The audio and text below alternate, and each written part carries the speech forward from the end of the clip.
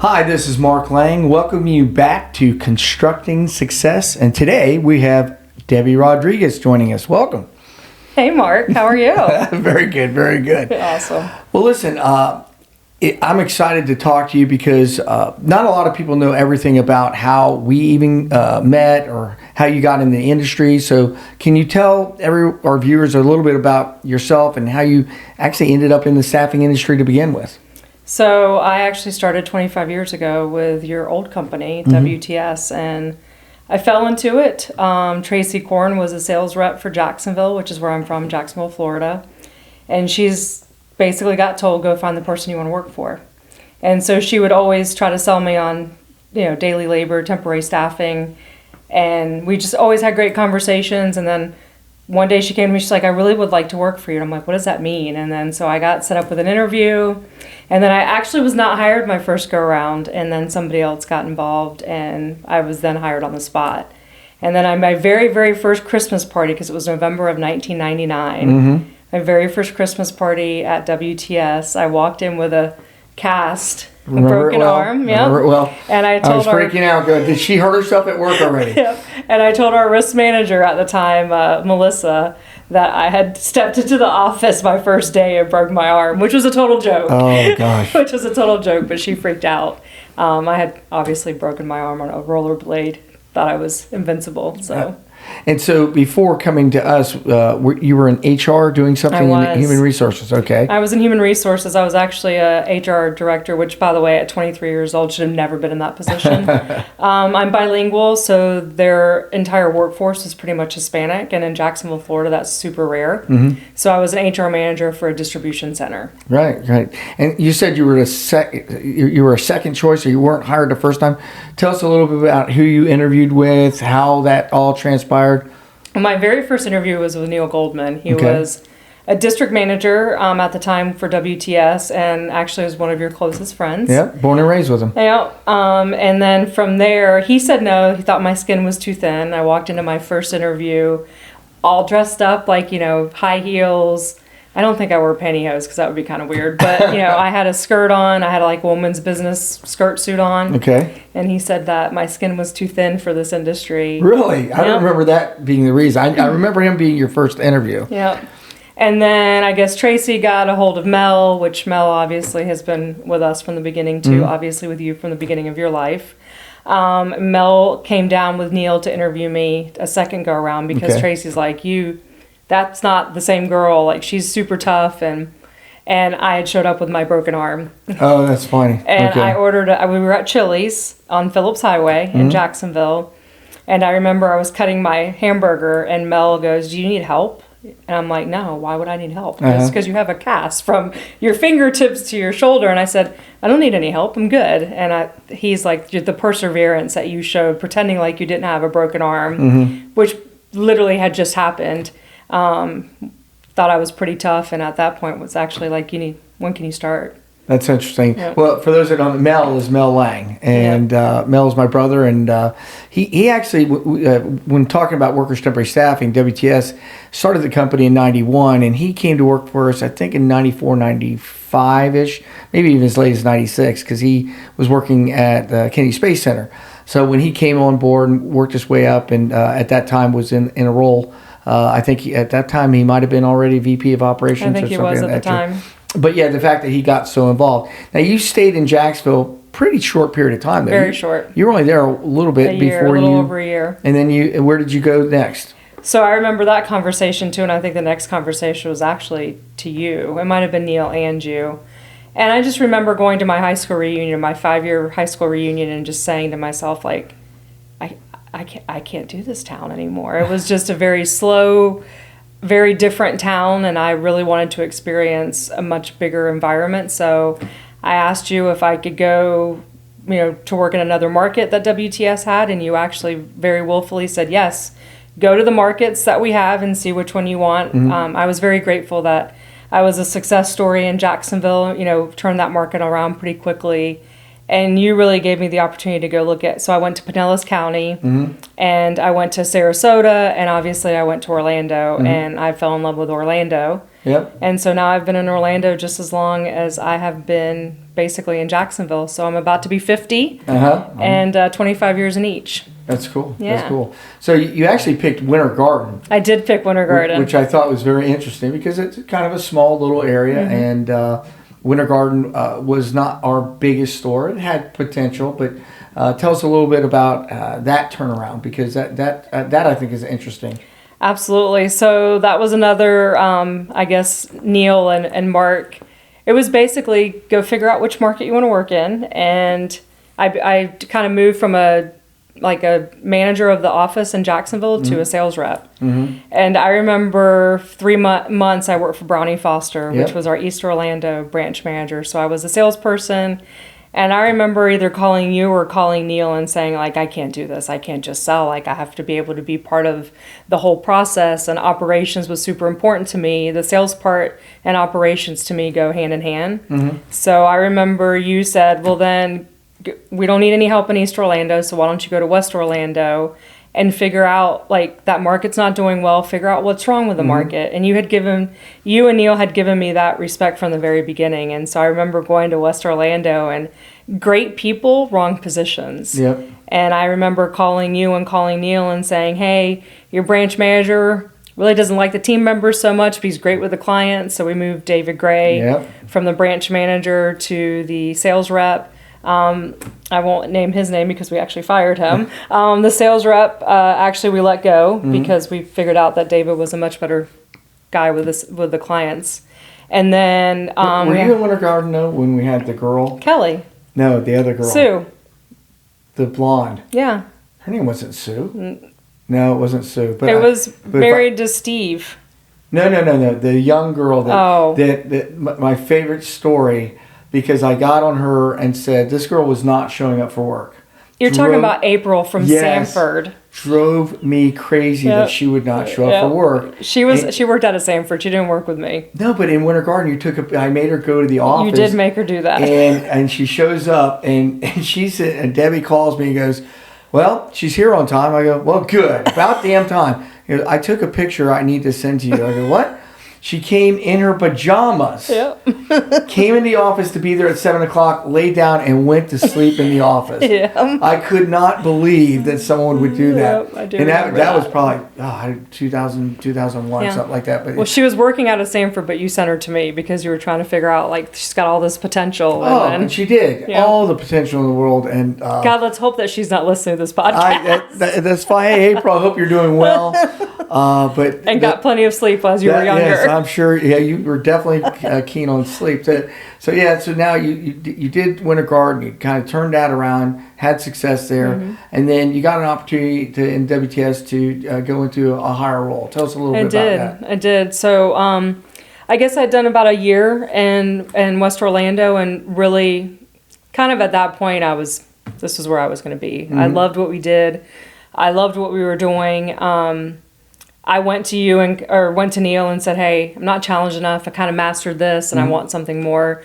So I actually did a hybrid approach. I was a district manager for Leesburg and Ocala, where I met Michael Gant, which is probably my biggest success story of how you overcome obstacles. God bless his soul. God bless his soul. He is a wonderful man, taught me a lot. Yeah. So I basically ran West Orlando and then oversaw Leesburg and Ocala.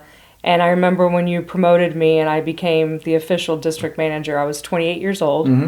And Michael Gant was my first project. He was a Bible Belt, women belonged at home. And here I was, his new boss. He was like 50 and I was 28. And about 6 months of massive challenges, he actually became one of my biggest fans. We actually brought him to QLM at the very beginning of QLM, and then unfortunately passed away not long after that. But probably my biggest obstacles to overcome in 2 very small markets. And then from there I did really well, and then came to you all and said, hey, I don't feel like I'm being successful in both. Can I do just one? And then at that point I was kind of moved into a district manager, and I kind of did all of Central Florida to North Florida and kind of everything in between. So I think I had anywhere from 8 to 9 offices that I was responsible for. So one of my favorite stories is Debbie's district manager now for a couple of years. And she wanted to talk to me about money. And I really, I'm one of these people that I'm willing to talk to anybody about anything. So, Debbie, you come to me and you say, I'm about to go to Las Vegas. I would like to make more money. Yep. Now, please explain how that conversation went and then what you took from it and how that spun into something else. Yeah. So I remember I was fairly new in the district manager position, and district managers have a lot of responsibility, but really the 4 pillars of success: sales, safety, margin, and collections. Well, we got paid depending on those 4 pillars. Well, I'll be honest with you, our 4 pillars were not where they should have been. Just taking over that whole thing, and I had gone several months without receiving a commission check. And I do remember calling you. I was about to go to Las Vegas, and I was like, Mark, You came to Hanging Moss. You didn't call me. You actually came and met me. Oh, I don't even remember that, man. Hanging Moss, our office off Hanging Moss. I remember it very well. So I remember walking in, and I'm like, I was really upset because I hadn't made commissions in probably, I think it was like 6 months. And you, with your little grin that you always do, because number one, you knew what was about to happen, but you looked at me and you said, you can fix it. Go sell more. And I'm like, just that simple, huh? And and that's pretty much, he was right. I kind of looked at myself and was like, and then he said to me, your keywords, meaning you, said to me, you never come to me when your checks are great, but you're coming to me now when you're not getting a check. And it was probably one of the moments that I had an aha moment, like, he's absolutely right. Like, I don't call him and say, hey, thanks for the great commission check I got. So I think that taught me something very, very, in my younger years of growing in this industry with you, being one of the guys always by my side. So I just remember that, and to this day, it still resonates with me because you're right. You're 100% right. And I think it's helped me to become to where I am today. And it's just one of those moments that it's like that little globe moment that you save forever. And then you grinned at me, and then I think you called me I called you on Thursday when we landed in Vegas, and it was the biggest commission check I had ever gotten. Yep. And I called you and I said, wow, like, thank you. And you're like, I told you what to do, and I already knew that you had already done it. Yep. It's just time had to catch up. So it was probably... and some of that was collections as well, and a couple things were happening. And of course, I knew you were getting a commission check when you came to me. But for me, what I took from that, that you had enough gumption to say to somebody that was quite a bit older than you and had been in the business a long time, you wanted to stand up for yourself. And that's something I've always admired about you, and always respectfully. I mean, you did not come into that room pounding a table, demanding it. You said, hey, I was talking to my partner and, really think I should be making more money. And I just thought it was funny because to me, we earn a living. We don't make a living. And the lessons that we learn from those things are what we carry with us much further. And what I like about it is you brought that story. The reason I wanted to make sure that the audience heard about it is you've told that story repeated, I don't know how many times in the years that we've been together. And so over those last 20-something years, I've heard you repeat that story. And that's what I want to make sure we touched on it. I literally just repeated it just 2 weeks ago. Yeah. Yep. And so, and I too have used that story in talking to people about income. And again, it's not to try to tell people we don't want to pay you more. We just want to give you the opportunity to earn more. Yeah. And so, so now you had a lot of success at Workers Temporary Staffing. I sold the company, obviously, in 2006. I got out of the industry for about 1.5 years, 2 years. Decided to get back in the industry in 2008, and you were my first call. Yeah. So what was that like to even get that call? And here's somebody you had obviously worked around, but you didn't work directly for me. Obviously, I was involved in a lot of the key decisions and people, and you were one of them, but you had somebody else you reported to. And in that case, you actually were reporting that person again in my absence. Yeah. How did that, I really, honestly, I'm somewhat, I don't think I've ever even asked the question, what was the first initial reaction to getting a phone call like that out of the blue that, hey, I'm going to start a company from nowhere, out of scratch, we don't have a single customer, are you interested in leaving a company that to do this? So that was October of 2007. And I remember it very clearly. And I remember when you first called me, number one, I was honored that you called me, but the second thing that I thought of was, but he sold me. He sold me, and he left and sold the company. He sold the company. I felt like he sold me, but obviously, selling of the company. It was hard at first because I was angry because we had such a great culture and a great company under your leadership. And as people may or may not know, 2006 was hard. 2007 was even harder. We got sold again. We started to crumble. You could kind of see the writing on the walls. We were a $55 million company. I think I started to understand your position a lot better at that point too, because I wasn't sure why you sold us. Like, we were this thriving company and you were a single source owner, and that was a lot of stress. And I get it now, sitting back, being with you for 25 years. But at the time I was angry at first, and then you kept, as you always do, kept coming back, and we finally sat down and we wrote it down on a napkin. And I wish to God I still had that napkin. I did have it for a long time, but eventually it just got too old. And I remember Thanksgiving, right around the Thanksgiving time, I finally was like, we have to go build something so the people from WTS have somewhere to go. Because we kind of saw what was happening. So I left a 6-figure job to come to QLM and start a vision and a dream with you, making $45,000 a year. Yeah, which is all I could afford to pay. That's all you could afford to pay, which you paid me. And it was a fraction of what I made before, but the possibilities and what I thought that the two of us could do together were pretty endless. And I knew that we had to do something so we could take care of others. So I took the leap of faith. January 16th of 2008, I resigned from from WTS, and January 17th of 2008, we started QLM. Yep. It was me and you in Winter Park. One of the things I did tell you, I remember this, I'm sure you do as well. I said, Debbie, one thing, and when we were having the discussion, I said, you have to be sure. I don't want you taking this because you just want to be back with me. I want you taking it because you really want to do something different, and you have a good situation. So I encouraged you, in fact, tried to talk you out of doing it. Because we were just talking at first, then the talk turned into, I'm going to do this, but, you do what you need to do. And I really remember you having a tough time with it because you were leaving something you knew. I was leaving my entire team. Yeah, and so tell us a little bit about how you worked through that, because that's tough. You're leaving something that you've built to go to something you don't know. So at the time I was a district still, and I had 8 locations, and I remember my team, our team members, our staff. It was hard. It was a very hard decision because at that point I was making a decision to leave them more than I was making a decision to leave WTS. It went kind of further than that. I had Rob, I had Craig, I had Laura. I just had this amazing team but in my hearts of heart, I knew that I needed to go with you because we needed to build something for them. I don't know how I knew that. I don't know. I believed in you and I believed in me. So from the rest of it, I figured we could do anything together.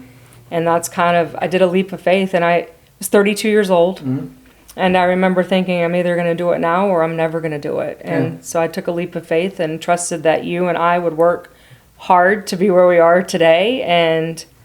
But it was difficult. Resigning to Mel was hard. I remember asking Mel a question at the very, very end to tell me who your 3 key players are, that if you lost one of them, it would be detrimental to WTS. And this is probably something you're probably going to have to bleep out of this whole thing. He said to me, he said himself, obviously, Brian McClune and me. And I literally looked at him and said, you have a funny way of showing it. And that's when I resigned. Yeah, interesting. And there was from there it was anger, just a lot of anger. He was upset that I was leaving. But as you can tell, 2 years later, they went, unfortunately, belly up. Yeah, well, we kind of knew it. And it wasn't Mel's fault so much as the backing left and everything else that it turned. And again, the market was bad. Now, for us, starting in 2008, in one of the worst markets ever, creating things like the share program and getting creative. But we had a rough start too, because I remember right when we were getting ready to open the branch, I'm driving to my daughter's cheerleading competition, and I get a call from one of your ex-employees, because you've now resigned, you're starting with me, and he says, "Hey, Debbie's been in an accident." And I'm sitting there going, okay, what's wrong? He goes, you need to go to the hospital, it's bad. And I'm like, what? So I drop Jacqueline off at cheer, turn around, drive straight to the hospital. I think Neil was with me. Yeah, He in fact, was. Neil was with me. He was. Because he sat in the waiting room and ran back to check on you. Tell me a little bit about the accident. Obviously, it's a bit important part of what's happened in your life and shaped a lot of where you are today. So tell us a little bit about the motorcycle accident. February 2nd, 2008, was driving home.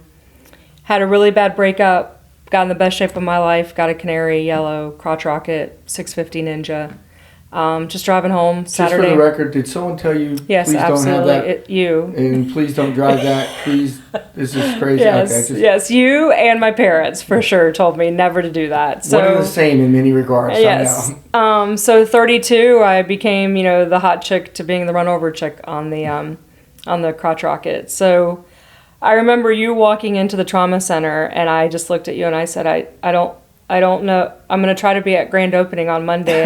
You looked at me and said, Yeah, I don't no think so. way. And I was like, yeah. And you're like, no way. And it's funny because the doctor thought you were my husband. Oh yeah, I remember. And all of a sudden, the doctor sees you, and he comes into the trauma room. I went to ORMC, and he's lifting up the sheets and showing you everything. And I'm like going, I am mortified right now. That is like my business partner, like the guy that I've known since I was a kid, and now he knows everything else. Yeah, and that was funny. I just remember you looking at me, and you could just tell, like, Oh, it was bad. Yeah. It was bad. Yeah.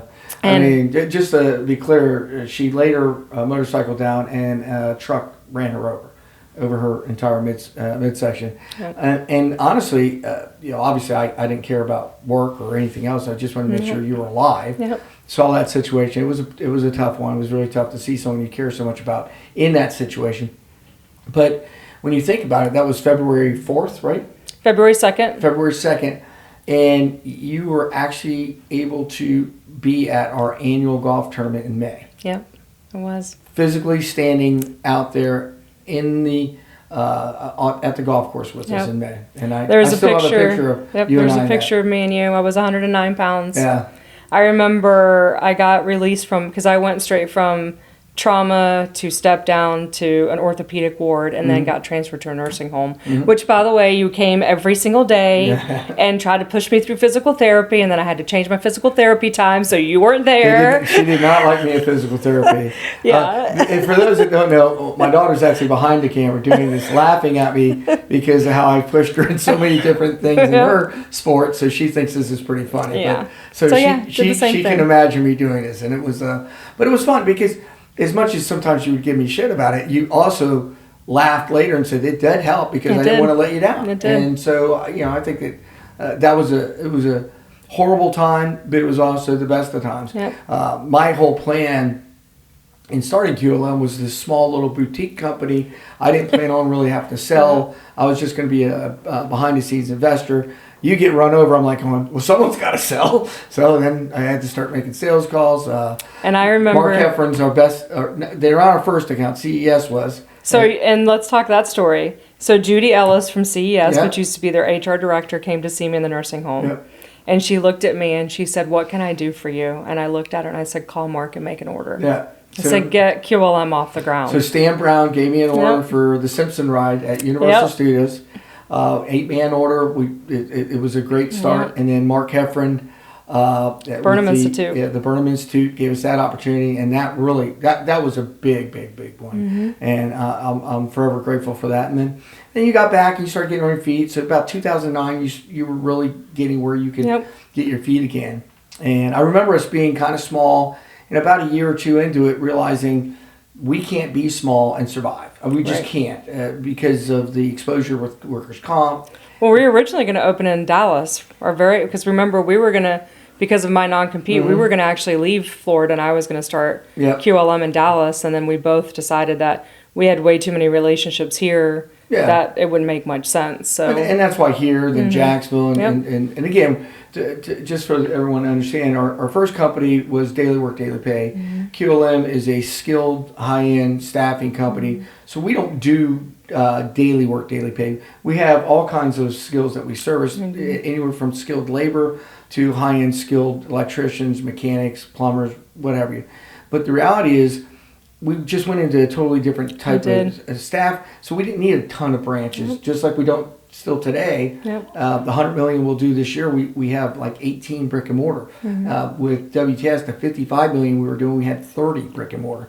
So a different type of company now. So as we continue to expand, tell us a little bit about some of the challenges you had with growing and finding people. Because I remember having a conversation with you, being a little frustrated because at this time now, Debbie has gone from VP with our company and my partner to starting starting the Orlando office as more of a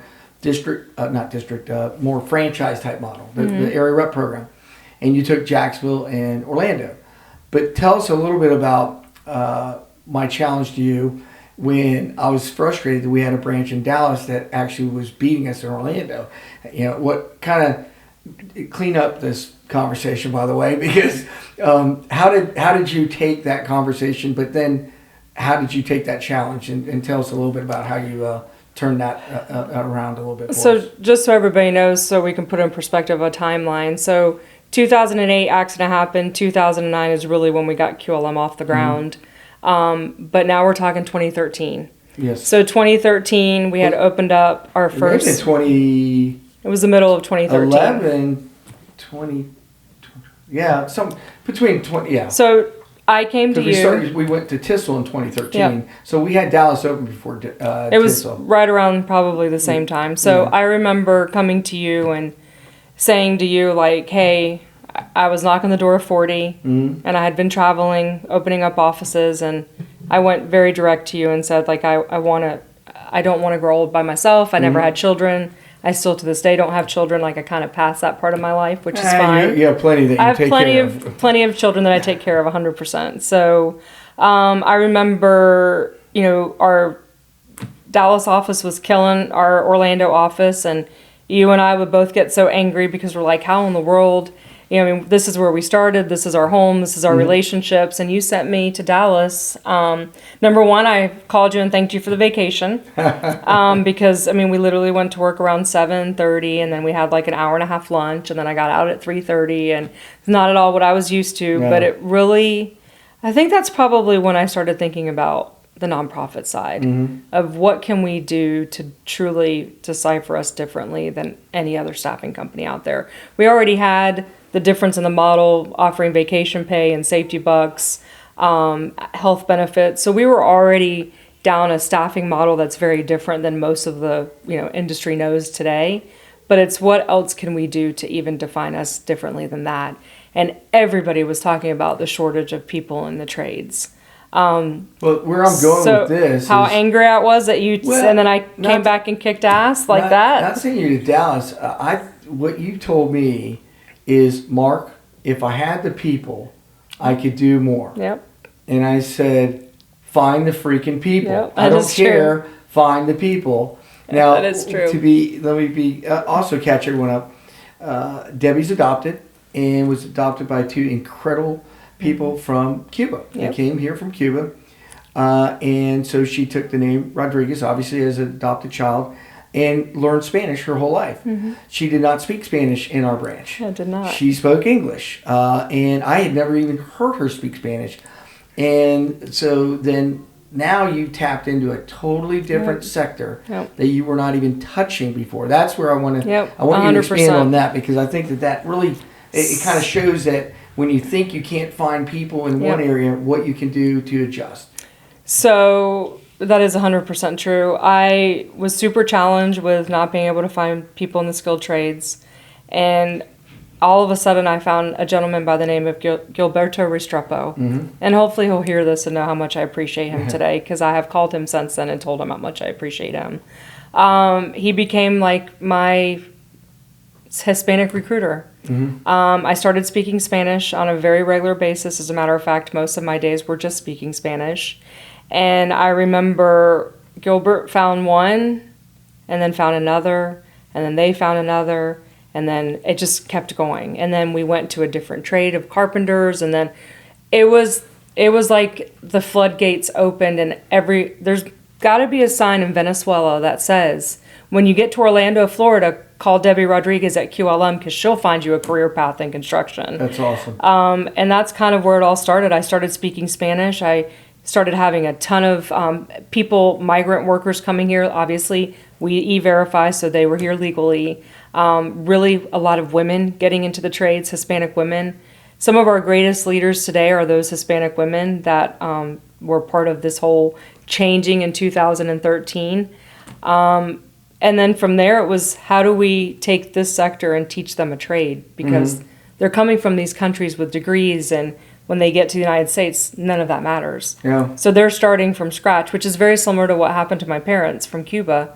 So it's kind of another full circle where you have parents that are migrant. They come here for a better life because it's, communism and socialism, and you don't know why you're put in that situation. Then all of a sudden, the same thing happens in Venezuela, and now I'm an adult, and now I can help them because nobody was there to help my parents. Yeah, give them a path. Right. Now we call the employees team members, and so at that time, you roughly had maybe 100 team members working for you.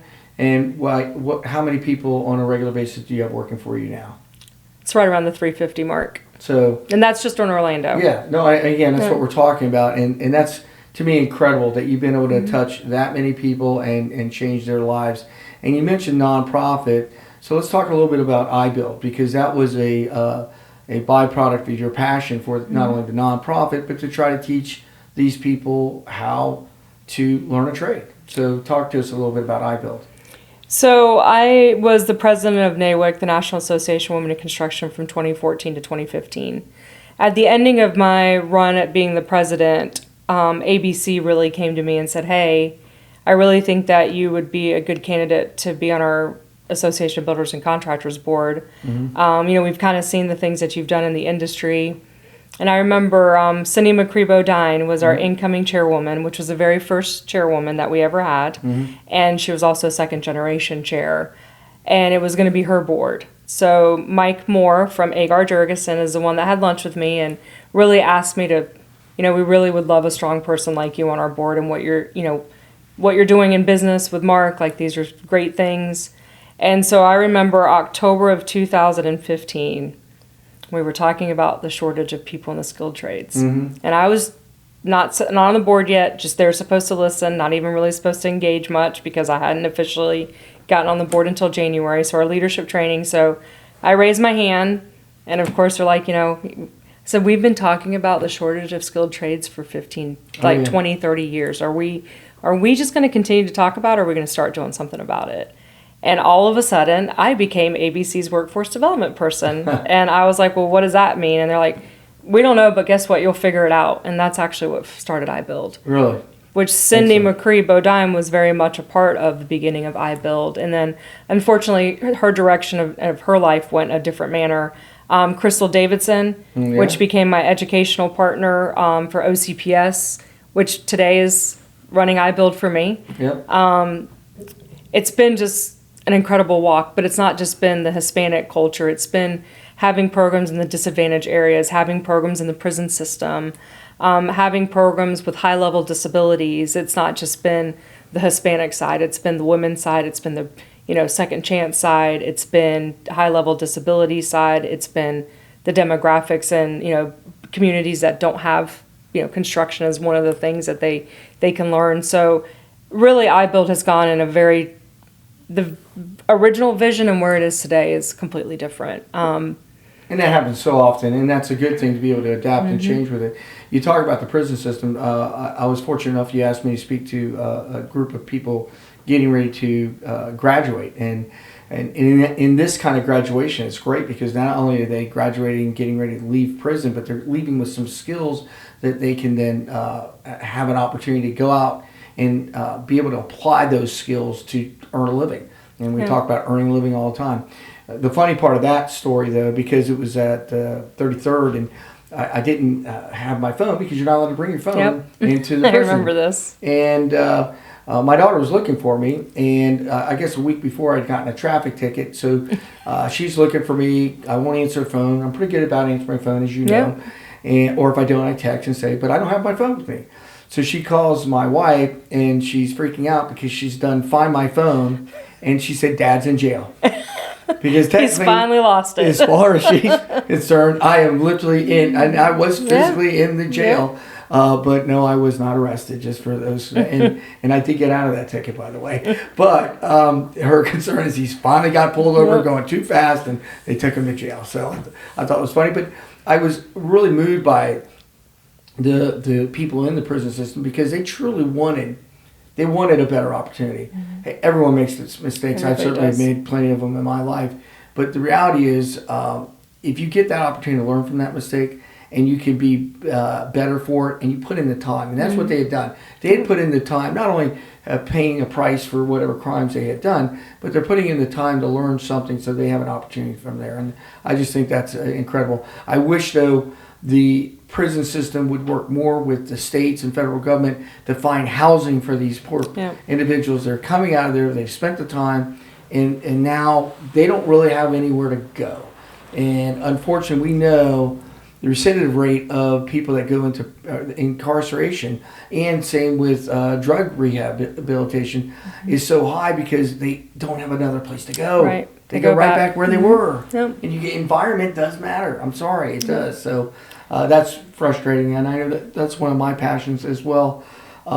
Through our foundation, and that's where we're starting to work together to fix that part of it. Yeah, our Jane Saving Grace, the foundation that we started to try to focus on that.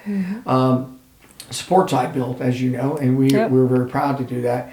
But all that comes through the opportunity that QLM has created for not 100%. only the two of us here, but really the people that we get to touch in many ways to change their lives. Absolutely. And that's really something that I think is something I'm proud of. I know you are. I'm very proud of it. Could not have done any of that without you. So we've talked about the nonprofit. We've talked about how that is aligned with iBuild, and even how QLM is involved in it now. I'm just loving to support you and through our foundation. But, we just said we have over 300 something team members working for you. Before you ask me that question, I just want everybody to remember, and I think that a lot of people forget because of just the magnitude of where we are today, that everything started because of QLM. Like, iBuild started because of QLM. The fact that we've been able to change so many people's lives for the better. Like, I remember buying our building and bringing everybody under one roof, and I remember telling everybody, like, this couldn't have happened if it wasn't for QLM. And so you always ask me, I'm like, my heart will always be in QLM. It doesn't matter where I go. And I always look at you as QLM, and you know that.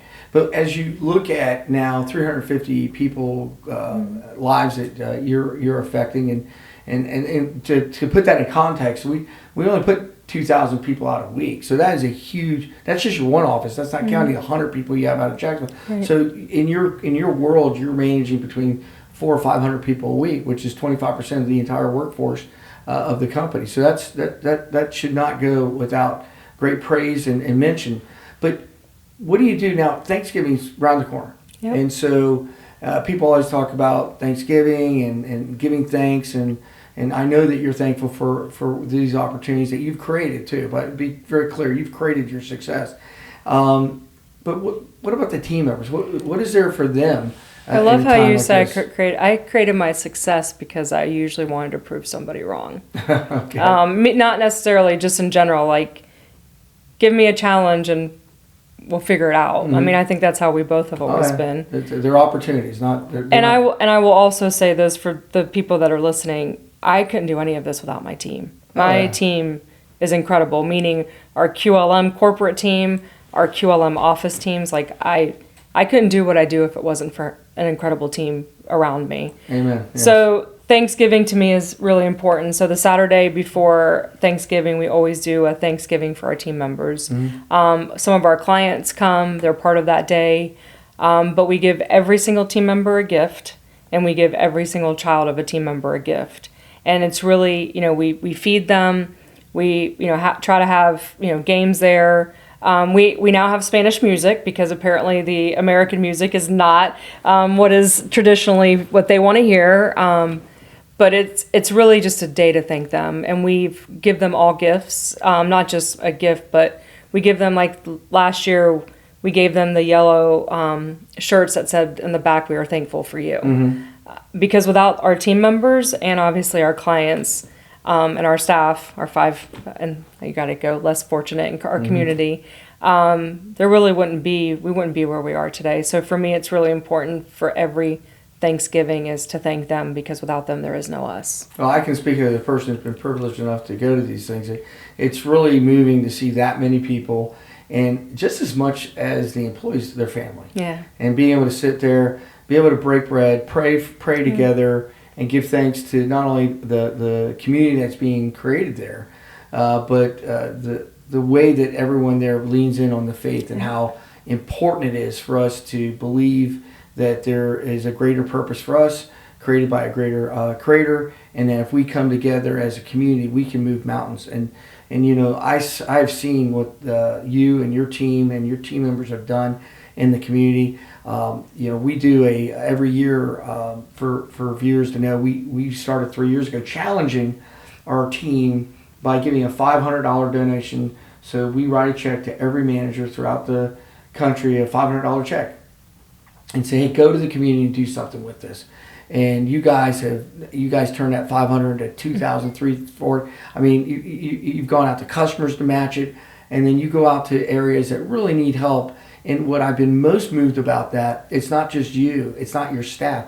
You have your team members involved, helping rebuild things at the Boggy Creek, I think, is one of the places you've gone. We had clients go with us this year. That's all. See, to me, that's the inclusiveness that we want to have as a community in these areas that we work throughout the country. As we continue to do that, you can spread this in a way that you can never spread as an individual. It's this past Camp Boggy Creek has been really incredible to me, because we did bring 2 partners with us. We brought 2 of our GC relationships with us, and now I've got every other GC. Why didn't I go? Why didn't you invite me? And I'm like going, well, this has become much bigger than I thought it was going to be, because now you've got a lot of the big GCs asking, because they were middle-sized to smaller GCs that we had come with us. Now it's, you've got your big boys that are asking, well, we'd like to do that with you guys. QLM and what you guys do and iBuild is super important to us. So it's gone even a step further than I ever thought it would, because I think I learned the most from you is if you do everything for the right reasons, the returns will be far beyond what you can even imagine. And I think I've gotten to the point in my life that is what matters. It's the lives that we change every single day. And that's not just our team members' lives, that's our clients' lives too. Because now they're going to an organization that is for sick children, and I mean, you can't leave there without at least shedding some tears. Because it's incredible, what we're doing. I mean, we had 9 projects that we did this year. That's awesome. That's how many people we had there, that we were able to do 9 different things for a nonprofit that helps sick kids, and just beautifying their area. And there's no amount of money that you can put to that. I mean, I think we had 70 something people there.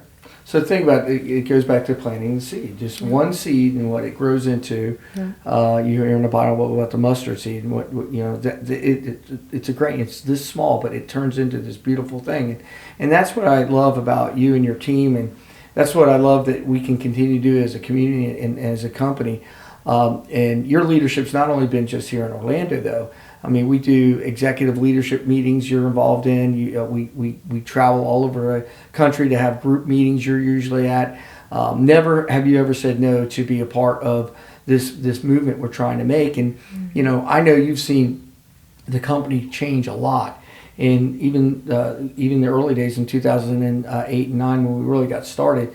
Tell us a little bit about that change and how you see that changing then for the next 3, 5, 10 years and beyond for QLM. So I think for QLM, we're going to become much more partners based with our clients. I think that when general contractors and subcontractors treat us as though we are partners, our relationships continue to flourish. I think that we're going to be, at a certain point, we're going to be really good at focusing on the clients with the same core values.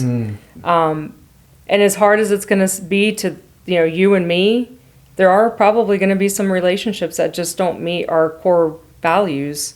And we may lose clients, or we may gain other clients. And I think as we start to grow, we can start to choose the clients that align with our our missions and our values. And we've lost staff over Yeah. the 4Fs. I mean, I know for a fact some people, when we talk about faith and fitness, family, and finance, and we say how much that's a big part of what we're doing, people are like, that's not for us at work. You're not supposed to talk about that. And as I tell people, of my Christian faith doesn't mean that isn't the only piece of it. It's about just believing in something bigger than yourself. Right. And so I say that all the time. we can't be around people that don't buy into our culture. Our culture has gotten, I think, so core to the fabric of who we are and what we stand for, and we just can't. And we won't tolerate them not treating our team members with respect. Yeah, I mean that's But part that's of the other thing. But when you first start a company, and this is with full disclosure to anyone that starts a company, I've done too. You take some risk, and you probably sacrifice a little of your culture, and that's sad. And 100%. and I look back, and if I have regrets, it's like you can't waver on that, and so.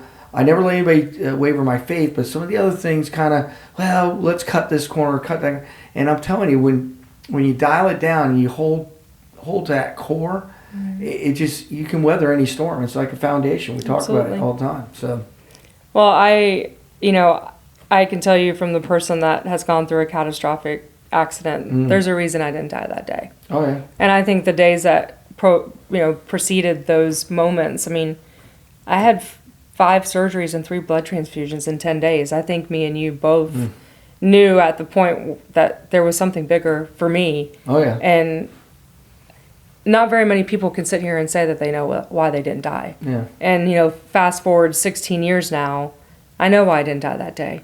And it's to live the mission that we live every single day by making people better, helping them to be the better version of themselves that they may not even know. And I think the thing that probably touches me the most with our team members is that they literally say, you treat everybody equally. Like you can have a CEO standing in front of you, and you can have a laborer standing in front of you, and you talk to them the same exact way. And I said, because we all put our pants on the same way. I agree. And I mean, those are the values that we have grown. I mean, I've been with you for 25 years. Yeah. We've grown up together. Yeah. And I think that that's been the best part of it all, is watching you grow, watching me grow, watching our team grow around us. And for those of them that don't get it, we're better off without them. Exactly. So, is there anything else you want to say before we close our chapter here today? It's been a great 25 years, and looking forward to at least another 15. Yeah, me too. Me Yeah. too. Well, God bless you, and thank you guys Thanks. for joining us, and I'll see you next time.